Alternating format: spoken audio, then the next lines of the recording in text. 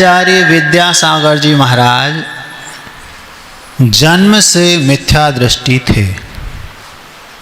क्या कहा? आचार्य भगवान गुरुदेव विद्यासागर महाराज मिथ्या दृष्टि थे। महाराज जिनको देखकर सम्यक दर्शन प्राप्त हो जाता है, जिनकी एक झलक पाने को लोग तरसते हैं, जिनकी उपमा तीर्थंकरों से की जाने लगी है, देश के राष्ट्रपति प्रधानमंत्री जिनसे मिलने आया करते हैं, हजारों लाखों करोड़ों लोगों के हृदय की जो धड़कन है,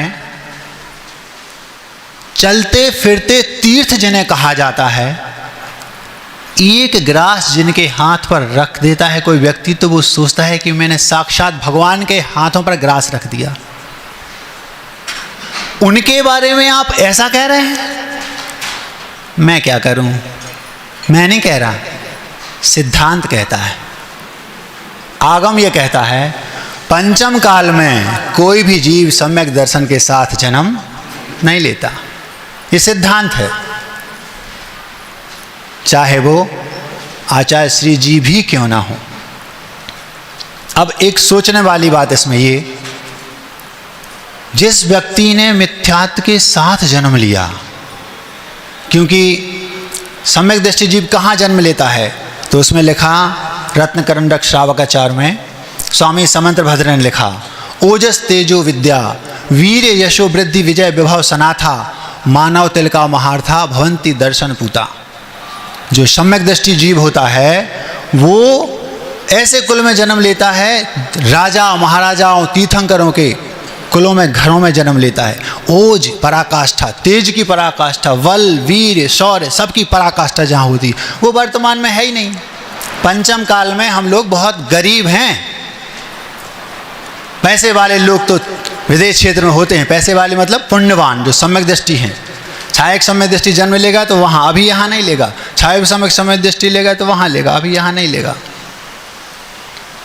अब सोचने वाली बात यह है कि महाराज आचार्य श्री जी विद्यासागर जी महाराज ने जो मिथ्यात्व के साथ जन्म लिया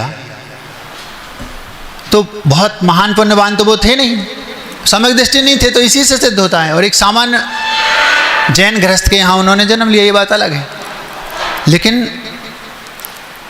पुण्य तो बहुत था नहीं, लेकिन पुरुषार्थ के बल पर वो वहाँ से यहाँ तक पहुँच गए। कहाँ तक पहुँच गए आपको स्पष्ट सामने कोई बताने की जरूरत है ही नहीं, स्पष्ट दिख रहा है कि उस जीव ने अपने पुरुषार्थ के बल पर पूरी देश को, पूरे विश्व को हिला दिया। किस ऊंचाई के किस शिखर पर वो हैं आप सब जानते हैं। उन परिचय, उनका परिचय किसी के द्वारा दिया जाए इसकी जरूरत नहीं, सामने दिख रहा है। तो अब एक प्रश्न उठता है कि महाराज हम तो सोचते थे सारा खेल पुण्य का है, और यहाँ तो पुण्य होता तो ऐसा तो हो नहीं रहा है, पुरुषार्थ के बल पर वो आए। तो एक पुण्य और एक पुरुषार्थ, ये दो चीजें हैं। तो दो मित्र थे, एक पुण्यवादी था और एक पुरुषार्थवादी था। दोनों को एक काल कोठरी में बंद कर दिया गया। काल कोठरी में बंद कर दिया गया, कहीं कोई उजाला नहीं, बिल्कुल घुप अंधेरा है। एक पुण्यवादी और एक पुरुषार्थवादी। वो कहता है पुण्य होगा तो सब हो जाएगा, और एक कहता है पुरुषार्थ करूंगा। काल कोठरी है, दोनों बंद है। 1 घंटा हो गया, 2 घंटा हो गया, 3 घंटे हो गए, 4 घंटे हो गए, अब भूख लगी। पुण्य जो कहता था पुण्य से सब हो जाएगा, पुण्य होगा तो मिलेगा खाने को,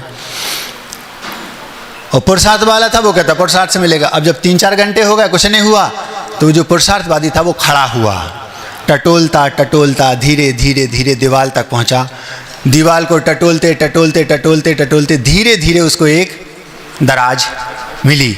उसमें उसने देखा तो कुछ एक थाली में फ्रूट्स, ड्राई फ्रूट्स, फल वगैरह रखे थे।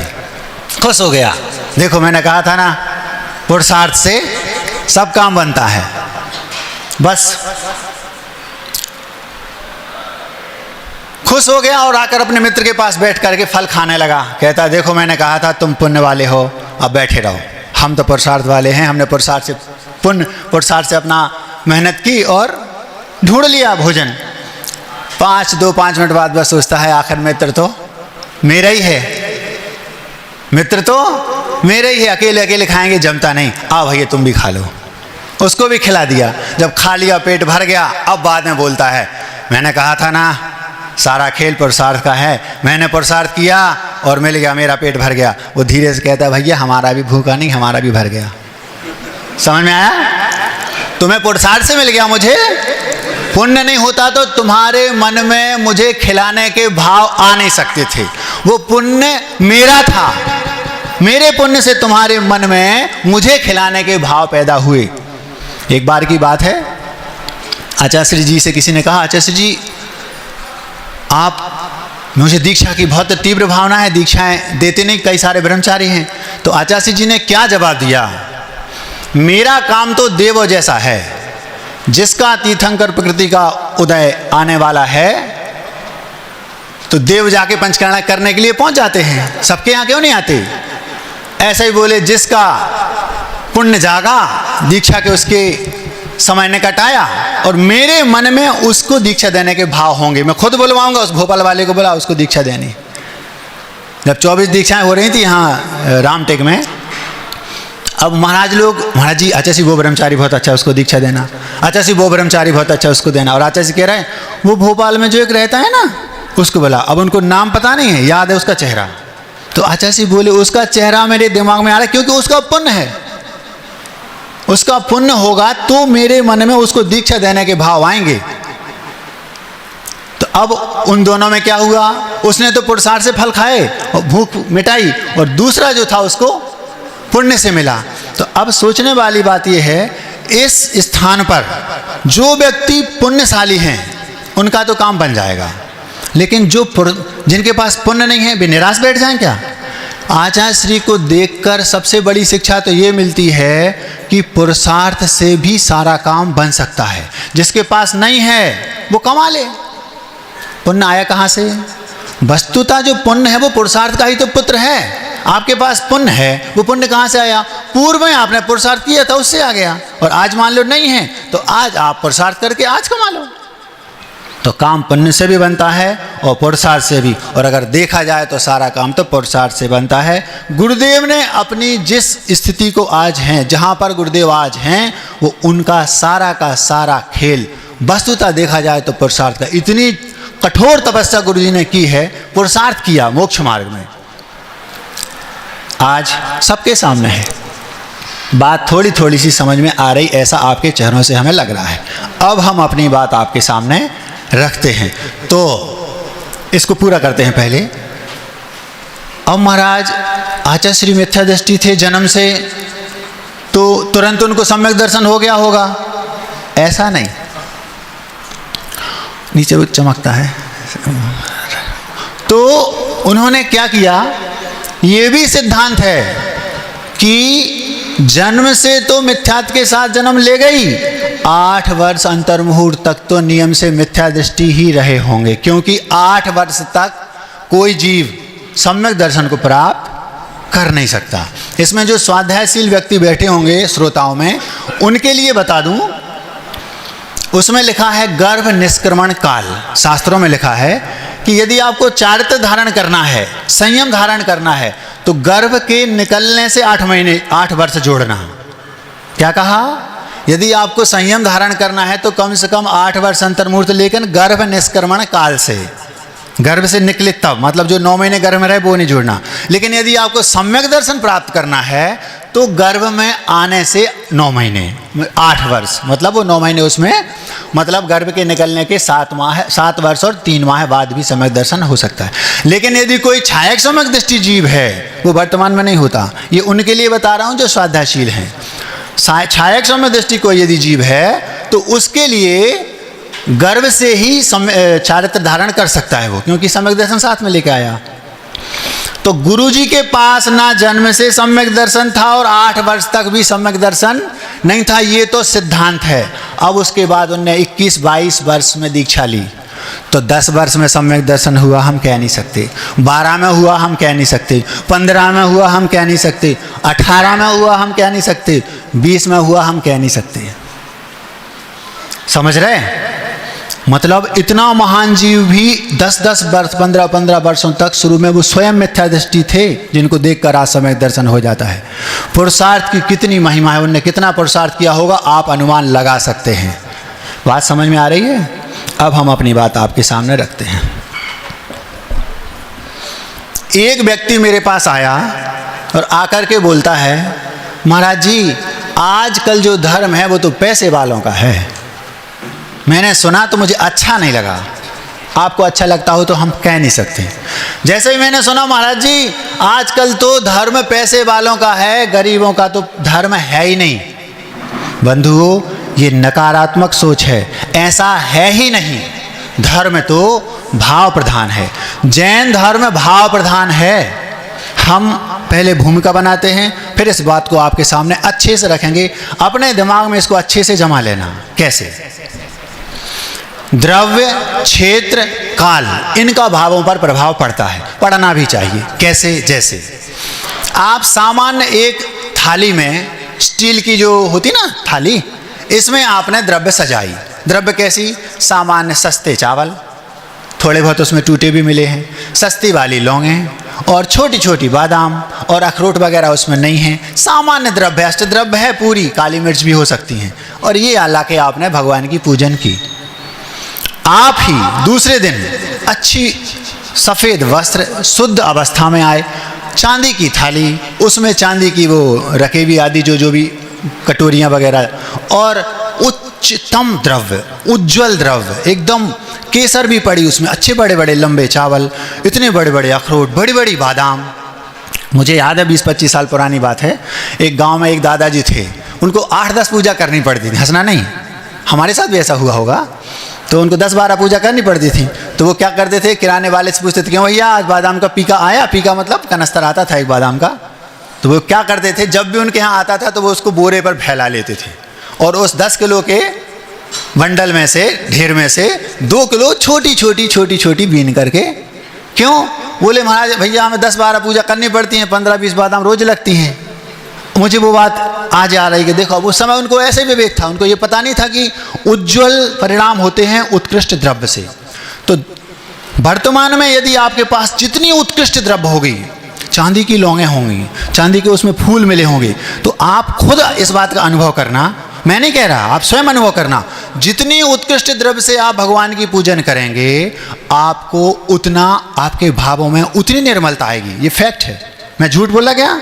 ऐसा आप करके देख लेना, होता है। जितनी, हाँ अकेले में कक्ष में आके पूछ लेना।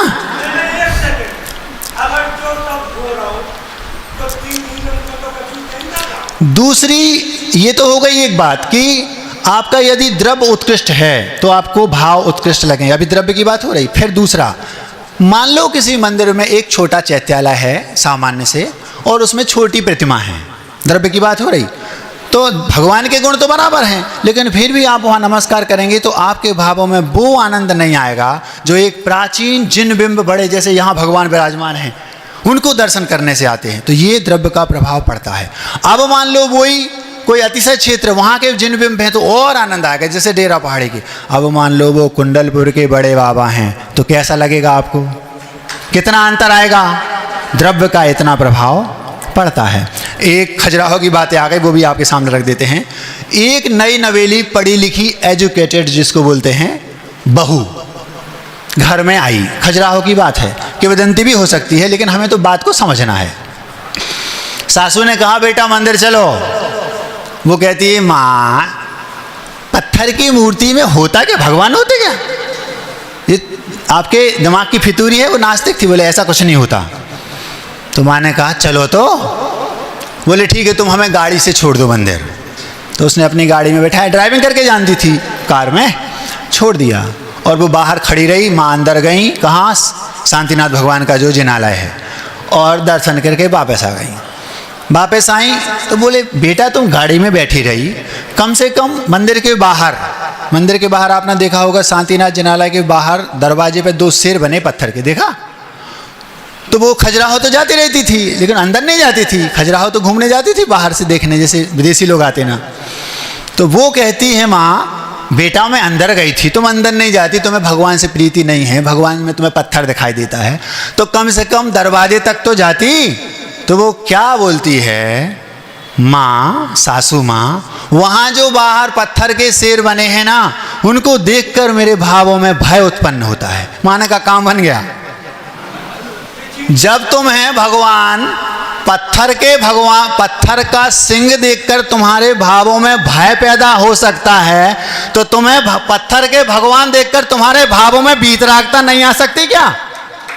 ये तुम स्ववचन बाधित हो रही हो। तुम खुद कह रही हो कि पत्थर के भगवान से होता क्या है, जबकि पत्थर के शेर से तुम्हें डर लग रहा है। बेटा वो तो पत्थर के शेर है, उनसे डर कैसा? माँ मुझे डर लगता है। बात उसको समझ में आ गई। उस दिन से उसने नियम ले लिया, रोज मंदिर जाने लगी। जो पढ़े लिखे लोग होते हैं उनके साथ एक बहुत अच्छी बात ये होती है, वो उन्हें उनके जो प्रश्न उठते हैं उनका सटीक जवाब चाहिए। यदि आपने उनका सटीक जवाब दे दिया तो फिर वो अपने जो कसौटी होती है ना, कसौटी पर कस कर किसी निर्णय को लेते हैं। और एक बार उन्हें अपनी कसौटी पर कस लिया, बुद्धिजीवी होना चाहिए, फिर वो उनको कोई हिला नहीं सकता। ये उनके साथ एक खूबी होती है। तो बस वो उस दिन से रोज मंदिर जाने लगी। ये भाव परिणाम होता है द्रव्य का। तो द्रव्य जितनी उत्कृष्ट होगी, भाव उतने निर्मल होंगे। अभी मैं भूमिका बना रहा हूं। प्रश्न क्या था आप याद रखना कि भगवान महाराज जी, धर्म तो पैसे वालों का है, ये प्रश्न है, इसका उत्तर दे रहा हूं। ये हो गई बात द्रव्य की। अब क्षेत्र का भी भावों पर प्रभाव पड़ता है। जैसे आप मंदिर में हैं, आपके परिणाम कैसे होंगे? उज्ज्वल। उसी समय आपको तुरंत मदिरालय में खड़ा कर दिया जाए, आपके परिणाम कैसे होंगे? अंतर आएगा कि नहीं? यहां सकारात्मकता होगी परिणामों में और वहां नकारात्मकता होगी नियम से, क्योंकि क्षेत्र का प्रभाव भावों पर पड़ता है, पड़े बिना रह नहीं सकता। अथवा आप यहां हैं इस क्षेत्र पर, अतिशय क्षेत्र पर, आपके परिणाम अच्छे होंगे। आप किसी सिद्ध क्षेत्र पर पहुंच जाएं, वहां आपके परिणाम में और निर्मलता आएगी। और अगर आपको शिखर जी भेज दिया जाए और पर्वत पर आप ऊपर हैं, वहां आपके परिणाम कैसे होंगे आप स्वयं बताइए। तो क्षेत्र का भी प्रभाव पड़ता है। किन पर? भावों पर।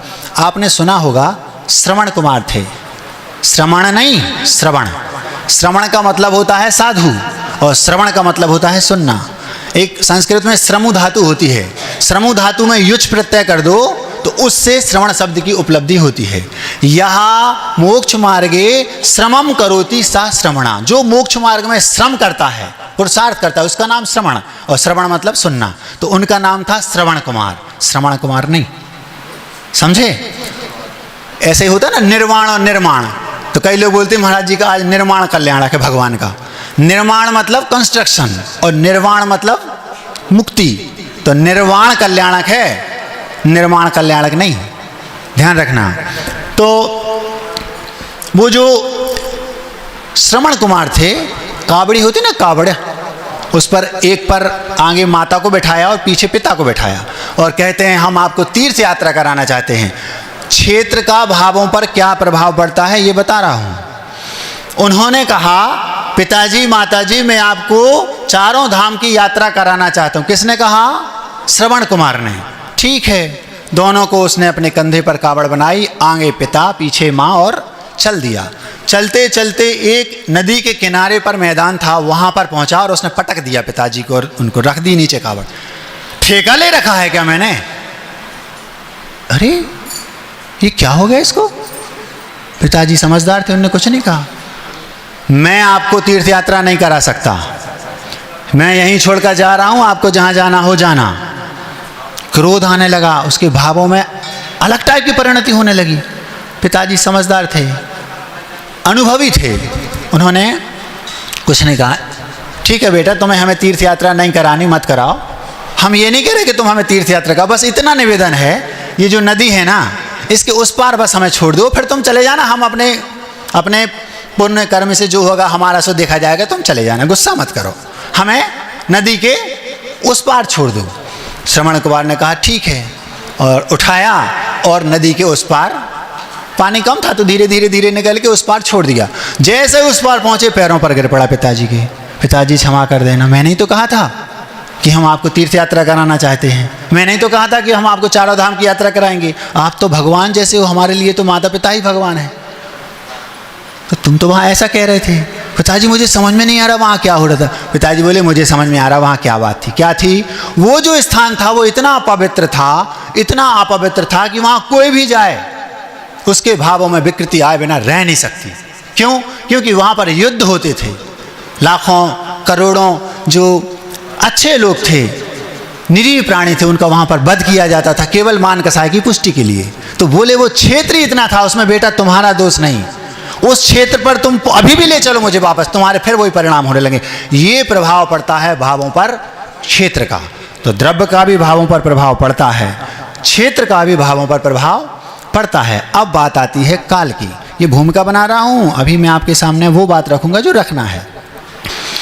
काल का प्रभाव पड़ता है तो स्पष्ट है, काल का तो दिख ही रहा है। पंचम काल में आचार्य विद्यासागर महाराज जी भी क्यों ना हो, वे अपने भावों को उतने ऊंचे नहीं ले जा सकते जिनसे उन्हें कैवल्य की प्राप्ति हो जाए। ये है काल का प्रभाव। मैं बार बार अपने कक्ष में बैठा समय में सोचता रहता हूँ, काश पंचम काल की बजाय चौथे काल में दीक्षा ली होती। उस समय जैसे हम आपको समझा रहे हैं, हमें भी कई लोगों ने समझाया होगा, लेकिन जैसे हम आपको महीने डेढ़ महीने से समझा रहे, आपको समझ में नहीं आ रही, ऐसी उस समय हमें समझाया, हमें भी समझ में नहीं आती थी। आज हमें समझ में आई, लेकिन जब दांत थे तो चना नहीं थे, और जब चना है सो दांत नहीं है। क्या देर हो गई, लेकिन अंधेर नहीं हुआ, घबराना नहीं। तो क्या हुआ, मैं बार बार सोचता हूँ, आज हम लोग क्या सोचते हैं, अब जीवन पूरा निकालना है, ये करेंगे वो करेंगे, यहाँ पंचकारण, यहाँ वेदी प्रतिष्ठा, आचार्य के पास जाओ, फिर शिखर जी चलो, फिर ना, ऐसा कर करके पूरा जीवन निकालना है, क्योंकि और कोई लंबा ध्येय अब तो है नहीं। अगर चौथा काल होता तो क्या होता? चौथा काल होता तो ये सोचते, ध्यान लगाते और ये पता करते कि केवल ज्ञान में कमी कहाँ रह गई। आज ध्यान लगाया, केवल ज्ञान नहीं हुआ, कहाँ कमी रह गई वो पता लगाते, वो खोज करते। धीरे धीरे धीरे धीरे पता चला मन को, शरीर को एकाग्र करना है। आज 48 मिनट क्या 2-2 घंटे तक शरीर को एकदम ठूंठ की भांति खड़ा करके बैठे रह सकते हैं, वचनों को भी शांत करके बैठे रह सकते हैं, लेकिन मन को अंतर्मुहूर्त तक एकाग्र नहीं कर पाते। क्यों? क्योंकि काल का ये प्रभाव है। अगर चौथा काल होता तो इतना ही तो करना था बस। एक केवल ज्ञान प्राप्त करने के लिए केवल इतनी सामग्री चाहिए, दिगंबरत तो चाहिए और एकांत चाहिए और तीनों अभिन्न अखिन्न सदुपयोग की निश्चल दशा, बस एक में एक कर दो, केवल ज्ञान हो गया। फिर क्या करना? फिर श्रावकों के यहाँ भोजन करने जाने की कोई जरूरत नहीं है। असंयमियों के घर 24 घंटे में जो 1 घंटे जाना पड़ता है, फिर उसकी जरूरत नहीं, क्योंकि केवल ज्ञान हो गया। फिर इस माइक की कोई जरूरत नहीं, फिर किताबों की कोई जरूरत नहीं, फिर शुद्ध ज्ञान की कोई जरूरत नहीं, केवल ज्ञान से जान रहे। आप कल्पना करो, चौथा काल होता, आप नगर में रह रहे हो और डेरा पहाड़ी पर पता चला कि कोई एक केवली भगवान आए हैं और आप सीधे आते उनके साक्षात दर्शन करते, आपको कितनी आनंद की अनुभूति होगी। और उनके पास कौन सा ज्ञान है? केवल ज्ञान। जगत के संपूर्ण द्रव्यों की संपूर्ण पर्यायों को एक साथ युगपत देख रहे। पूछो महाराज हमारा कितने भावशेष हैं, क्या होगा, सब बता देंगे। कब हमें मुक्ति होगी, कब सम्यक दर्शन होगा, सब बता देंगे। आजकल तो हम लोग एक प्रकार से बहुत गरीबी में जी रहे हैं। ये प्रभाव पड़ता है काल का। अगर चौथा काल होता, आचार्य श्री के पास आप जा रहे हो, आचार्य श्री को पता चला केवल ज्ञान होगा, फिर आप आचार्य श्री के पास नहीं जाते, केवली भगवान विद्यासागर जी के पास जाते। सोचो तो ये काल का प्रभाव है भावों पर। ये हो गया द्रव्य का प्रभाव भावों पर, ये हो गया क्षेत्र का प्रभाव भावों पर, और ये हो गया काल का प्रभाव भावों पर। ये तो हो गई द्रव्य क्षेत्र काल का प्रभाव भावों पर पड़ता है ये बात। लेकिन हम इससे हट के आपके सामने बात रखना चाह रहे हैं, द्रव्य का, क्षेत्र का, काल का ये प्रभाव पड़ता है, एकांत नहीं है। महाराज जी आप क्या कहना चाह रहे? इतनी आध घंटा आपने लगा दिया और रात भर पीसा और पारे में उठाया, ऐसी बात हो रही? नहीं, मना नहीं कर रहा मैं।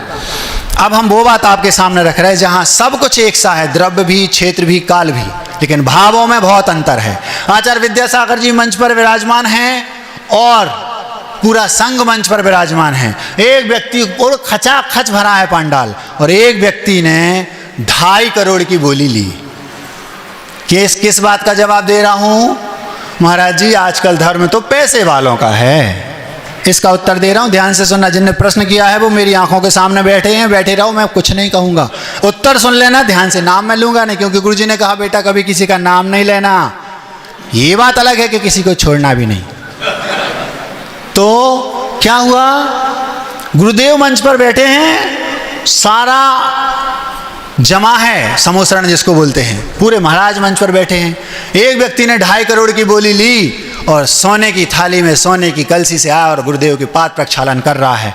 और एक व्यक्ति सामने बैठा है और उस व्यक्ति के पास कुछ नहीं है, 1 रुपया भी नहीं बेचारे के पास, लेकिन भाव उसके ऐसे गदगद भाव आ रहा है, उसके गदगद, ऐसे लग रहा है उसको जैसे वो थाली अपने हाथ में लिया हो, वो क्रिया वो वैसे वहां बैठे बैठे कर रहा है। उसको ऐसा लग रहा है जैसे मैंने स्वयं भगवान के गुरुदेव के पादों को छू लिया हो, प्रक्षालन कर लिया हो, और वो तड़प रहा है जल्दी से मुझे गंधोदक दे दो, लगा लिया पूरे में। एक ही स्थान है, द्रव्य भी एक है, क्षेत्र भी एक है, काल भी एक है, उसके भावों में ऐसे गदगद भाव आ रहे हैं कि पूछो मत। और वो व्यक्ति जो 2.5 करोड़ की बोली लिया, वो व्यक्ति वहां बैठा बार बार फोटो वाले की ओर देख रहा है, कैमरे वाले की ओर देख रहा है, माइक वाले की ओर देख, भैया मेरा नाम तो बोलो 2-4 बार सब सुन लें, हम वो वाले सेठ जी हैं, 2.5 करोड़ तो ये फ्री में नहीं कर रहे। क्या कह रहा वो, उसके मन में ये भाव आ रहे हैं। और जब अकाउंट देखा कर्मों का तो पता चला कि 2.5 करोड़ वाले को घाटा लग गया, और जिसने 1 रुपया खर्च नहीं किया वो व्यक्ति 5 करोड़ वाले से भी ज्यादा का पुण्य कमा ले गया। सारा खेल भावों का है। जैन धर्म भाव प्रधान है, भावों का सारा खेल है। हाँ, ये बात अलग है कि जो मंदिर की व्यवस्था है, धर्म की जो संचालन करने की व्यवस्था है, वो पैसे वालों के द्वारा होती है, लेकिन धर्म पैसे वालों का नहीं है। धर्म की व्यवस्था पैसे वाले करते, ये बात अलग है। मंदिर निर्माण करेंगे तो कौन, गरीब तो करेगा नहीं। बोली लेगा तो कौन, पैसे वाले। ये बन रहा अपना सहस्कूट, पैसे वाले बनाएंगे, ये जरूरी बनाना भी चाहिए, पुण्य है उनका। मूर्तियां रखेगा तो कौन, अब किसी को बेचारा कोई सामान्य व्यक्ति है, उसके पास 5 रुपए नहीं है, वो कहां से करेगा। तो जरूरी नहीं, हो सकता है सबसे पीछे कोई बैठा है वो व्यक्ति सबसे ज्यादा पुण्य अर्जन करके चला जाए, धर्म उसको बोलते हैं, और जो सबसे आगे पता चला वो कुछ नहीं कमाए। एकांत नहीं है, हो सकता है 2.5 करोड़ वाले ने भी पुण्य कमाया हो, लेकिन जरूरी नहीं है। तो मैं आपसे ये कहना चाह रहा हूं, भाव सुधारो, भाव सुधारो, भाव सुधारो, मतलब सु माने अच्छे, पॉजिटिव भावों को धारण करो, अच्छे भाव रखो, सुधारो। और नहीं है तो भाव सुधारो, श्लेष है इसमें, सुधारो में श्लेष है। भाव सुधारो, भाव सुधारो, अच्छे भावों को अपने अंतर मन में धारो। देख लेना इस सभा में जितने लोग बैठे हैं, अपने हृदयों को टटोलो, हमारे भाव कैसे हो रहे हैं वर्तमान में, और नहीं हो रहे तो अभी कुछ नहीं बिगड़ा, सुधार सकते हैं। भावों में क्या दर्दिता। एक जगह एक बहुत अच्छा लिखा एक आचार्य महाराज ने, गजब की कार्य का है। उन्होंने क्या लिखा, ऊंची तपस्या करने के लिए सहनन, ऊंचा सहनन, उच्च सहनन चाहिए, वीर, पावर, ताकत, बल चाहिए शरीर का। लेकिन ऊंचे भाव करने के लिए ऊंचा बल कोई जरूरत नहीं, दुबला पतला व्यक्ति भी ऊंचे भाव कर सकता है। बात समझ में आ रही कि नहीं। आप अपने भावों को उत्कृष्ट, उज्जवल, निर्मल बिना पावर के कर सकते हो। तपस्या करने के लिए सामर्थ्य चाहिए, धूप में खड़े रहना है, पहाड़ पर जाकर सूर्य के ओर मुख करके हमें तपस्या करनी है, इसके लिए क्या चाहिए, सहनन चाहिए जबरदस्त। लेकिन भैया दुबले पतले हो, घर में बैठे, कुछ नहीं है। भावों को उज्जवल करने में, भावों के पराकाष्ठा को छूने में आपको कोई सहनन नहीं चाहिए। उनको तो आप अच्छे भाव कहीं भी रख सकते हो, अच्छे भाव रखो। एक देवपत खेवपत थे भैया, 2 गरीब थे। सेठ जी बोले चलो शेखर जी चलते हैं, बोले चलो। सेठ जी के यहाँ नौकरी करते थे, यूँ समझ लो। अब उनने कहा भैया हमारे पास तो भगवान को चढ़ाने के लिए हीरा मोड़ी मातक नहीं है, सेठ जी के पास तो ये सब है, हमारे पास तो क्या है, ज्वार। ज्वार समझते हो। पहुँच गए शेखर जी, तो उन्होंने कहा देखो सबके सामने ज्वार चढ़ाएंगे, अच्छा नहीं लगेगा भगवान को, तो अपन तो पहले चुपचाप निकल लो। भाव लेकिन ऐसे थे पूछो मत, तगड़े भाव थे, ऊंची, हाई, उच्च क्वालिटी के। बस दोनों सबसे पहले चले गए, रात में ही चढ़ गए कि उजाला होते होते वहाँ पहुँच जाएंगे। और बस सारे टोंकों पर सिर झुका रहे, डमुकार पड़ रहे और भावना भा रहे, भगवान धन्य है आप, मैंने आपके इस सिद्ध क्षेत्र के दर्शन के गदगद भाव आ रहा, रोमांच आ रहा, और एक मुट्ठी ज्वार चढ़ाते जा रहे। कुछ देर बाद पूरी जब वंदना हो गई, पीछे से सेठ जी आए। सेठ जी माणिक मोती लिए, अब वो मिला रहे। अरे जो हम उच्च क्वालिटी के हीरा माणिक कोहिनूर मोती ये सब लाए हैं, इनसे भी ज्यादा उच्च क्वालिटी के पहले कोई चढ़ा गया, हमसे बड़ा सेठ कौन आ गया? ये था भावों का प्रभाव। उसके भावों में ये चमत्कार हुआ कि वो ज्वार चढ़ाते थे, और जैसे आगे जाते थे तो वो ज्वार के दाने उच्च स्तरीय हीरा माणिक मोती बन जाते थे, कोहिनूर बन जाते थे। क्यों?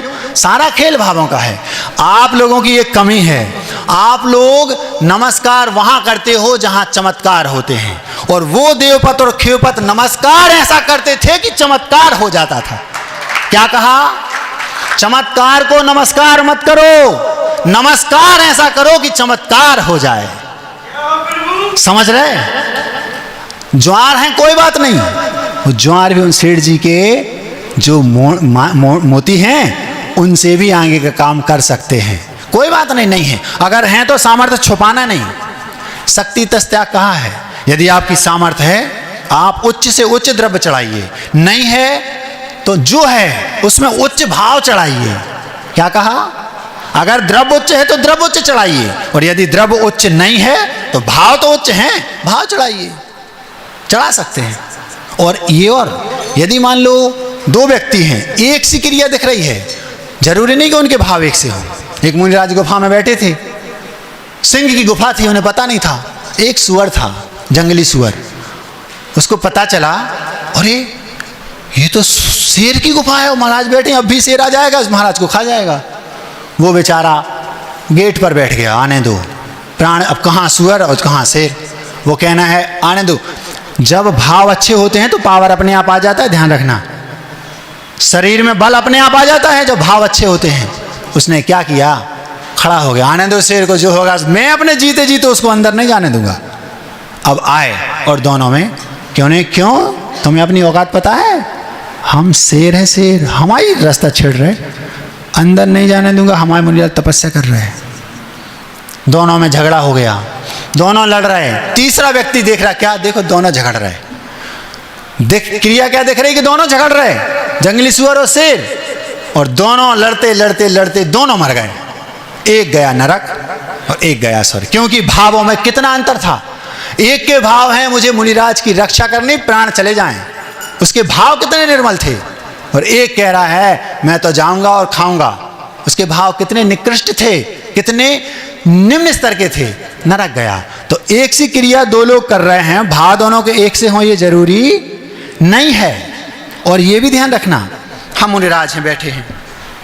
एक देवसेनाचार्य हुए, आप लोगों ने नाम सुना होगा, 10वीं शताब्दी में हुए। उन्होंने क्या एक गजब की कारिका लिखी, आपके सामने रखता हूं। देवसेन महाराज ऐसे वैसे नहीं थे, उन्होंने भाव संग्रह नाम का ग्रंथ लिखा प्राकृत में। हालांकि एक भाव संग्रह जो स्वाध्यायी हो वो समझते होंगे संस्कृत का भी है, वो है पंडित वामदेव का, लेकिन जिस भाव संग्रह की मैं बात कर रहा हूं वो है आचार्य देवसेन का, और वो प्राकृत में लिखा गया है भाव संग्रह। देवसेन आचार्य ने एक आराधना सार नाम का ग्रंथ लिखा, एक तत्व सार नाम का आध्यात्मिक ग्रंथ लिखा, और एक आलाप पद्धति जिसको आप बोलते हैं वो भी उन्हीं ने लिखी, और एक लघु नय चक्र है, माल्य धवल का है, एक नय चक्को, उसकी उन्होंने छोटा रूप किया, वो भी उन्होंने लिखा।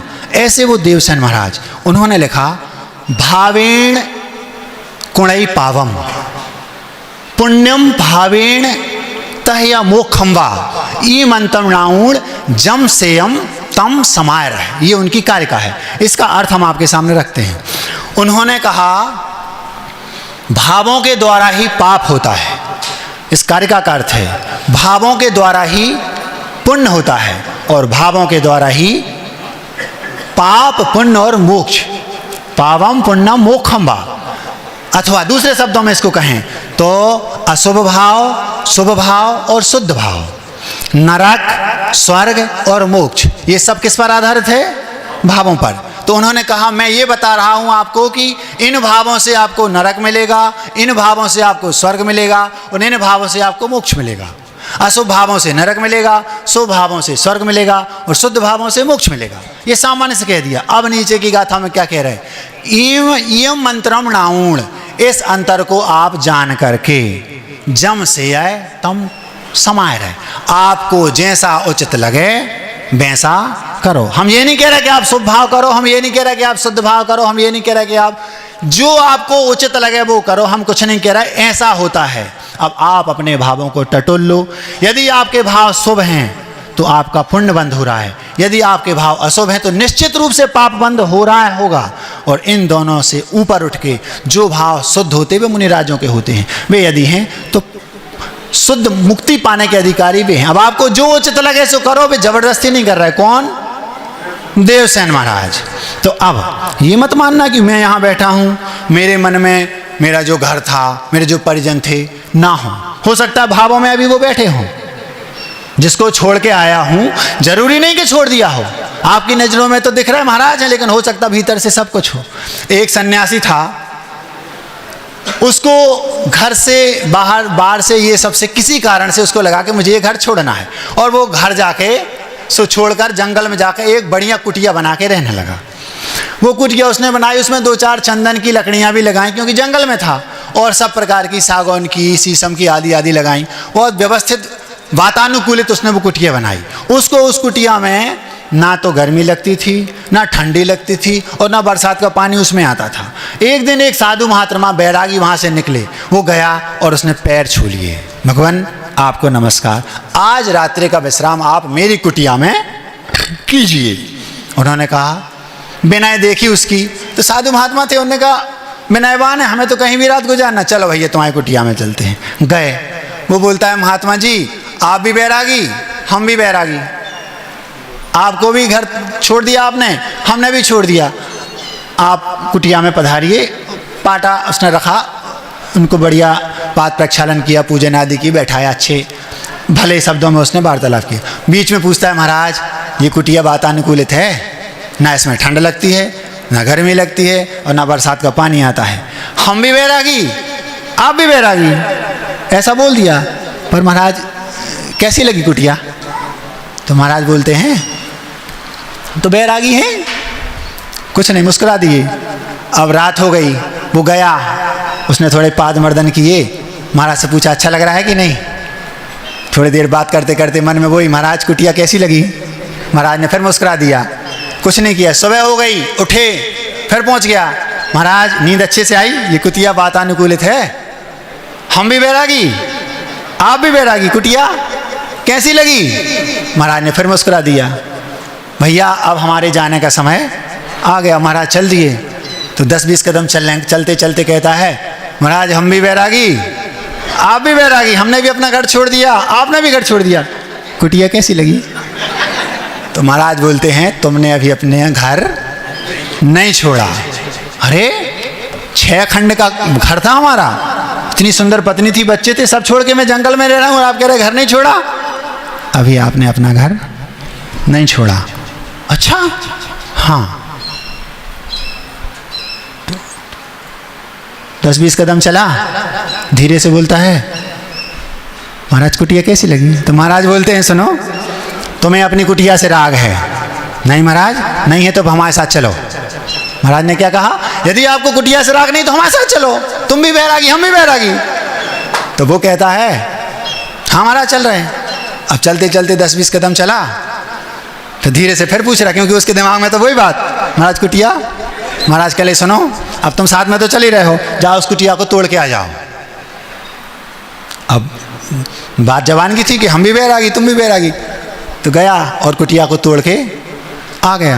अब आकर चलते चलते महाराज अब तो हम कुटिया तोड़े आए और अब हम आपके साथ चल रहे हैं, पर आपने बताया नहीं कि आपको कुटिया कैसी लगी।